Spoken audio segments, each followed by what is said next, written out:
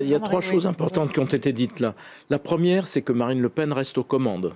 Ce n'était pas évident parce que sa défaite est sévère. Donc elle reste aux commandes.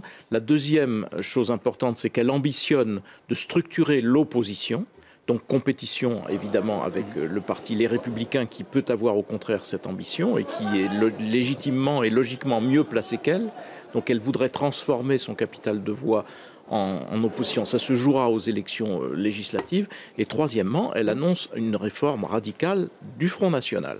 Donc dans quel sens va aller cette réforme? Est-ce que ça ira dans un sens, j'allais dire, un peu plus italien, c'est-à-dire d'une force qui veut se rapprocher davantage du pouvoir encore, et donc de la droite, avec un premier exemple d'alliance, ou est-ce qu'elle jouera une opposition plus radicale? La question en tout cas est posée. On le verra à travers la recomposition du FN qu'elle annonce. Elle prend les devants avant d'être mise en accusation dans son propre parti. Elle prend les devants, donc trois choses importantes dans ce qu'elle vient de dire.